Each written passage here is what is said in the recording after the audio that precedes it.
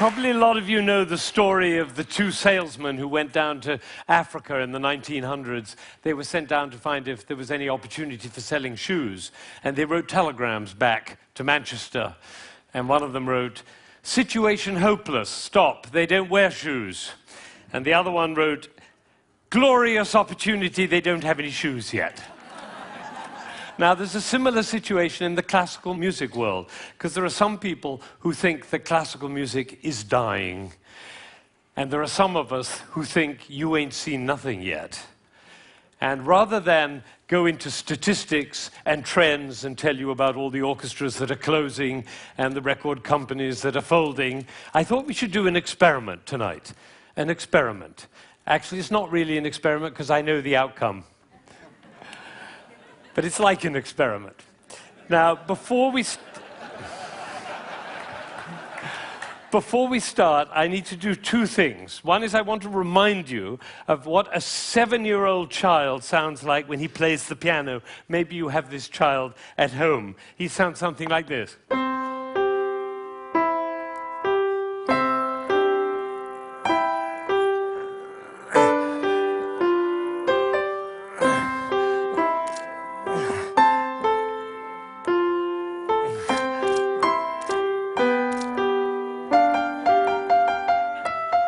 I see some of you recognize this child.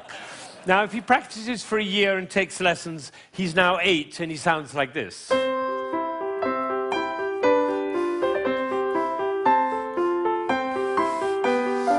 then he practices for another year and takes lessons, now he's 9.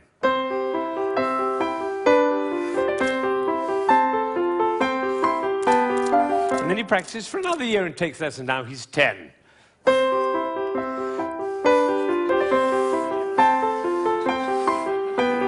At that point, they usually give up. Now, if you'd waited for one more year, you would have heard this.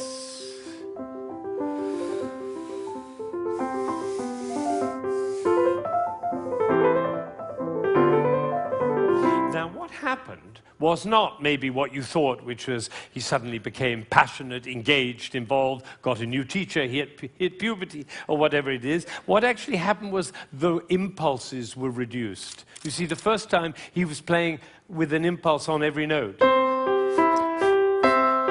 And the second, with an impulse every other note. You can see it by looking at my head. The 9-year-old put an impulse on every 4 notes. And the 10-year-old on every 8 notes. And the 11-year-old, one impulse on the whole phrase. I don't know how we got into this position. I didn't say I'm going to move my shoulder over, move my body. No, the music pushed me over, which is why I call it one buttock playing. Can be the other buttock. You know, a gentleman was once watching a presentation I was doing, and I was working with a young pianist. He was the president of a corporation in Ohio. And I was working with this young pianist, and I said, "The trouble with you is you're a 2-buttock player. You should be a 1-buttock player." And I moved his body like that while he was playing. Suddenly the music took off. Took flight. There was a gasp in the audience when they heard the difference. And then I got a letter from this gentleman. He said, "I was so moved, I went back and I transformed my entire company into a 1-buttock company." Now, the other thing I want to do is to tell you about you. There are 1,600 people, I believe. My estimation is that probably 45 of you are absolutely passionate about classical music. You adore classical music. Your FM is always on that classical dial, and you have CDs in your car, and you go to the symphony, and your children are playing instruments. You can't imagine your life without classical music. That's the first group. It's quite a small group. Then there's another group, bigger group. These are the people who don't mind classical music. You know, you come home from a long day and you take a glass of wine and you put your feet up, a little Vivaldi in the background doesn't do any harm. Right? That's the second group. Now comes the third group. These are the people who never listen to classical music. It's just simply not part of your life. You might hear it like secondhand smoke at the airport, but and maybe a little bit of a march from Aida when you come into the hall, but otherwise you never hear it. That's probably the largest group of all. And then there's a very small group. These are the people who think they're tone deaf. amazing number of people think they're tone deaf. Actually, I hear a lot, my husband is tone deaf. Actually, you cannot be tone deaf. Nobody is tone deaf. If you were tone deaf, you couldn't change the gears on your car in a stick-shift car. You couldn't tell the difference between somebody from Texas and somebody from Rome. And the telephone. If your mother calls on their miserable telephone, she calls and says hello. You not only know who it is, you know what mood she's in. You have a fantastic ear. Everybody has a fantastic ear. So nobody is tone deaf.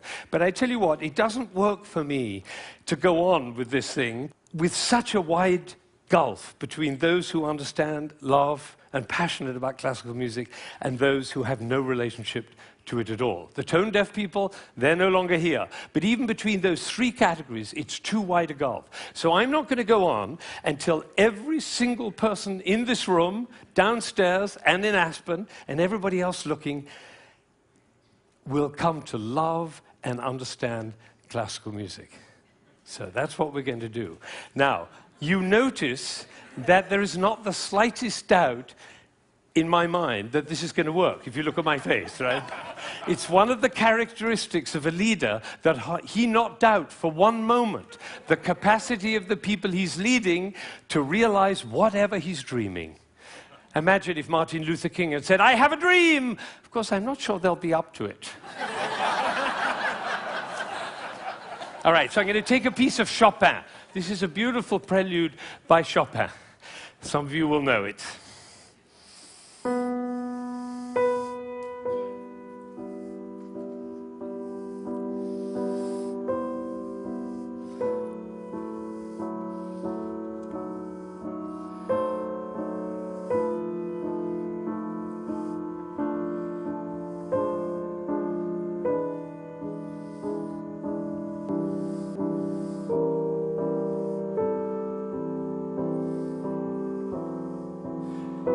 I think probably happened in this room. When I started, you thought, how beautiful that sounds.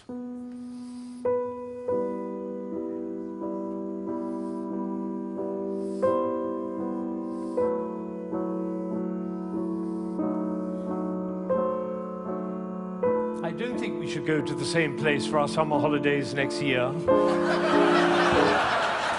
It's funny, isn't it? It's funny how those thoughts kind of waft into your head when we're listening to classical music. And of course, if the piece is long and you've had a long day, you might actually drift off. And then your companion will dig you in the ribs and say, "Wake up, it's culture!" And then you feel even worse. But has it ever occurred to you that the reason you feel sleepy in classical music is not because of you, but because of us? Did anybody think while I was playing, why is he using so many impulses? If I'd done this with my head, you certainly would have thought it.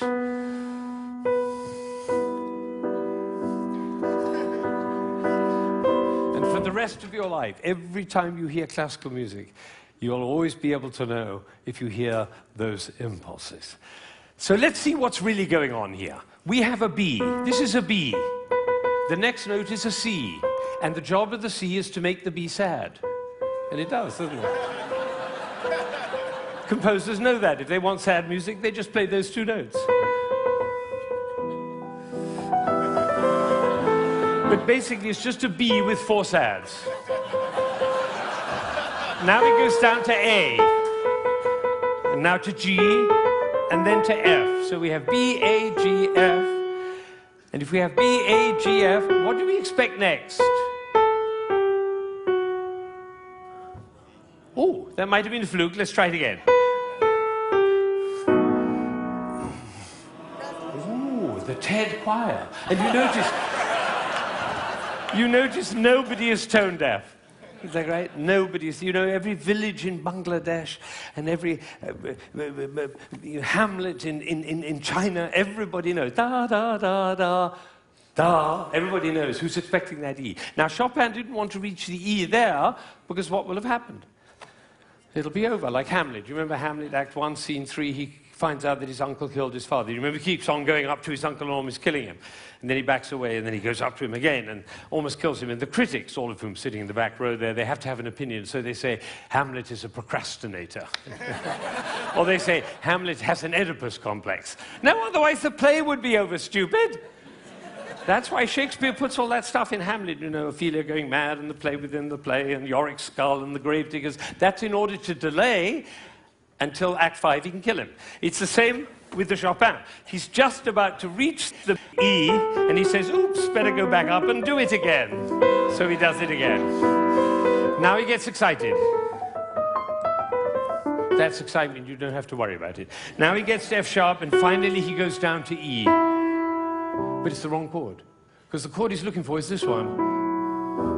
Right? And instead he does. Now we call that a deceptive cadence. Because it deceives us. I always tell my students, if you have a deceptive cadence, be sure to raise your eyebrows, then everybody will know.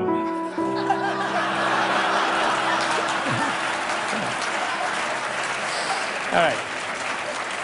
So he gets to E, but it's the wrong chord. Now he tries E again. That chord doesn't work. Now he tries E again. That chord doesn't work. Now he tries E again. That doesn't work.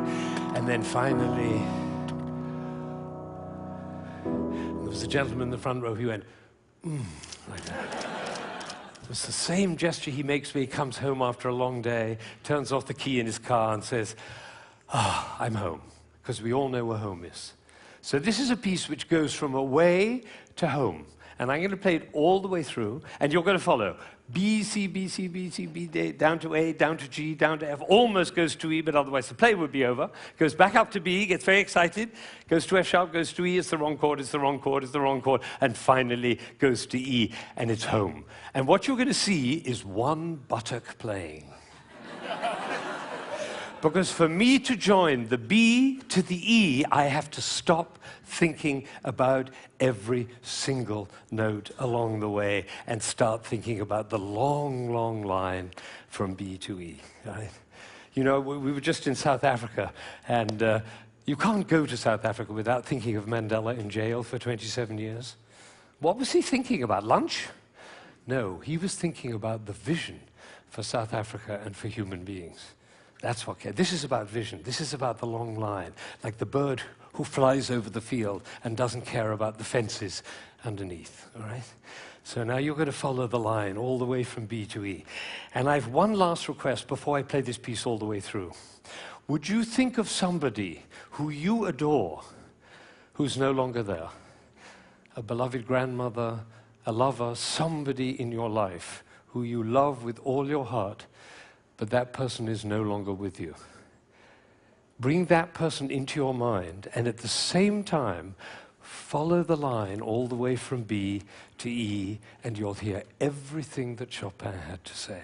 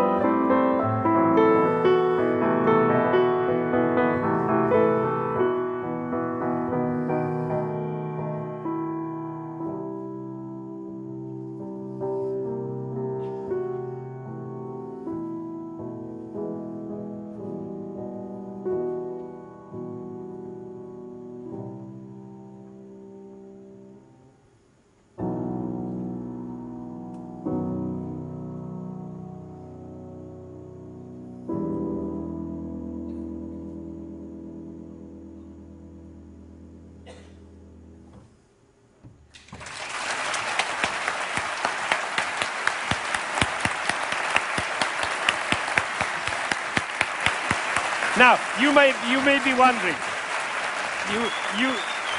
you may be wondering, you may be wondering why I'm clapping. Well, I did this at a school in Boston with about 70 seventh graders, 12-year-olds. And I did exactly what I did with you, and I told them and explained them the whole thing. And at the end, they went crazy, clapping. They were clapping. I was clapping. They were clapping. Finally, I said, "Why am I clapping?" And one of these little kids said, "Because we were listening." Think of it, 1,600 people, busy people, involved in all sorts of different things, listening, understanding, and being moved by a piece by Chopin.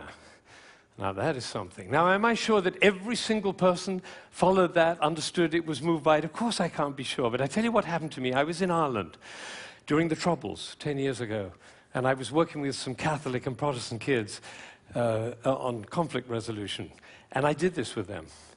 Risky thing to do because they were street kids.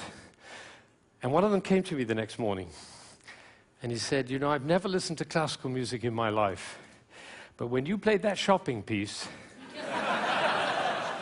he said, "my brother was shot last year and I didn't cry for him. But last night when you played that piece, he was the one I was thinking about. And I felt the tears streaming down my face, and you know, it felt really good to cry for my brother." So I made up my mind at that moment that classical music is for everybody. Everybody. Now, how would you walk? Because you know my profession, the music profession, doesn't see it that way. They say 3% of the population likes classical music. If only we could move it to 4%, our problems would be over. I say, how would you walk? How would you talk? How would you be if you thought 3% of the population likes classical music? If only we could move it to 4%. How would you walk? How would you talk? How would you be if you thought everybody loves classical music? They just haven't found out about it yet. See, these are totally different worlds. Now, I had an amazing experience. I was 45 years old. I'd been conducting for 20 years, and I suddenly had a realization. The conductor of an orchestra doesn't make a sound. My picture appears on the front of the CD. But the conductor doesn't make a sound. He depends for his power on his ability to make other people powerful. And that changed everything for me. It was totally life-changing. People in my orchestra came up to me and said, "Ben, what happened?" That's what happened. I realized my job was to awaken possibility in other people. And of course, I wanted to know whether I was doing that. And you know how you find out? You look at their eyes. If their eyes are shining, you know you're doing it. You could light up a village with this guy's eyes. Right, so if the eyes are shining, you know you're doing it. If the eyes are not shining, you get to ask a question. And this is the question. Who am I being that my player's eyes are not shining? We can do that with our children too. Who am I being that my children's eyes are not shining? That's a totally different world. Now, we're all about to end this magical on the mountain week, and we're going back into the world. And I say it's appropriate for us to ask the question, who are we being as we go back out into the world? And you know, I have a definition of success. For me, it's very simple. It's not about wealth and fame and power. It's about how many shining eyes I have around me. So now I have one last thought, which is that it really makes a difference what we say, the words that come out of our mouth. I learned this from a woman who survived Auschwitz, one of the rare survivors. She went to Auschwitz when she was 15 years old, and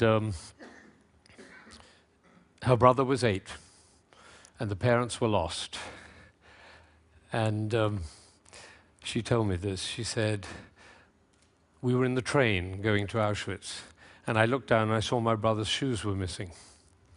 And I said, why are you so stupid? Can't you keep your things together, for goodness sake?" The way an elder sister might speak to a younger brother. Unfortunately, it was the last thing she ever said to him because she never saw him again. He did not survive. And so when she came out of Auschwitz, she made a vow. She told me this. She said, "I walked out of Auschwitz into life, and I made a vow, and the vow was, I will never say anything that couldn't stand as the last thing I ever say." Now, can we do that? No, and we'll make ourselves wrong and others wrong. But it is a possibility to live into. Thank you.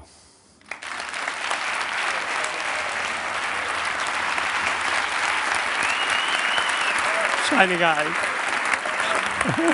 Shining eyes.